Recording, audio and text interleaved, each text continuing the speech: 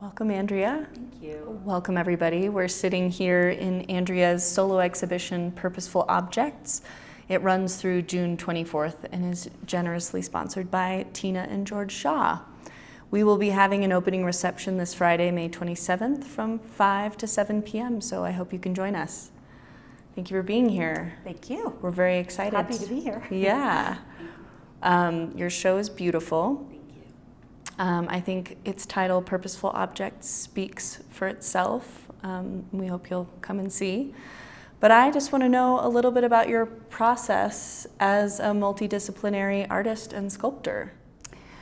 Well, I started out as an illustration major and painting and drawing, and after school I was painting fabric and furniture and became a muralist doing commercial and residential piecemeal work. And one of my clients had me do hotels out in the Southwest, which was blast, and I just loved the area and was just taken by the culture. I spent a lot of time on Indian reservations, and that culture as well as the landscape just blew me away. It's just stunning out there. So I got to really get the feel of the area, especially coming from the East Coast. So that was this was back in the 80s, and so it was just wonderful to experience that.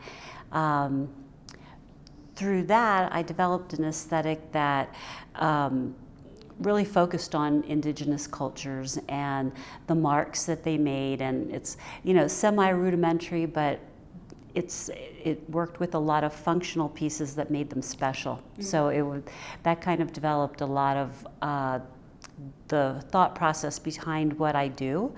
And I guess I just love the continent of Africa. It's just, for 30 plus years I have been able to travel there, and I did some work there on the west coast of Africa, and I have a thing.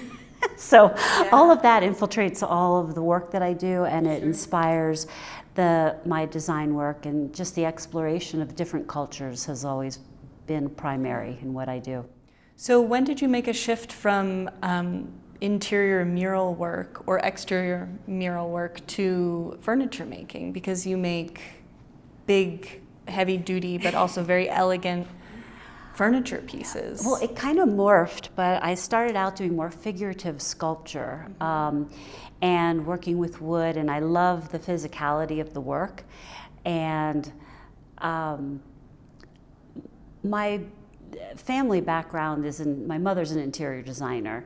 My stepfather built beautiful homes. My brother became an architect. So that whole realm of living in that world kind of innately gives you a sense of balance and gives you a different feel on how to place furniture and what it means. And I like the combination of creating something functional that we use every day, whether it's a table or a chair or a vase, that gives it something special because it was physically created, and it was physically created by hands. It's not homogeneous, and one key element in a room can change the entire decor and elevate your style, and I love that part of it. Yeah. So when you're making works, are you thinking about how it might function in a space, or do you just have this myopic view and you're like, oh, I want to make this table because I have this material, and it comes together as you go, or do you start with this bigger vision of space? It's a little of both. I mean, a lot of times I will have an idea. The chaise is an idea. I think the chaise is one of the sexiest pieces of furniture. I always see those 17th and 18th century paintings with women in something silk and this luscious fabric, and they look all cozy. and it's a feminine piece because it has that shape to it. So that was something that I wanted to make. And this is a mountain chaise that is created, I welded the base, and it's fence posts, and they were sanded and created a much more refined finish of fence posts. Yeah. So, in that case, that was something that I wanted to do in a different way that makes a statement. Mm-hmm. For a lot of my commission work, it's very specific. Mm-hmm. And it starts with, whether I work with a designer or an architect or an individual client, it's blending into their vision. Mm-hmm. But of course, they'll always know what type of work I do. So to me, that work feeds upon the gallery work differently. I mean, but it all goes on the same path for me. Yeah, wonderful. What is your favorite material to work with?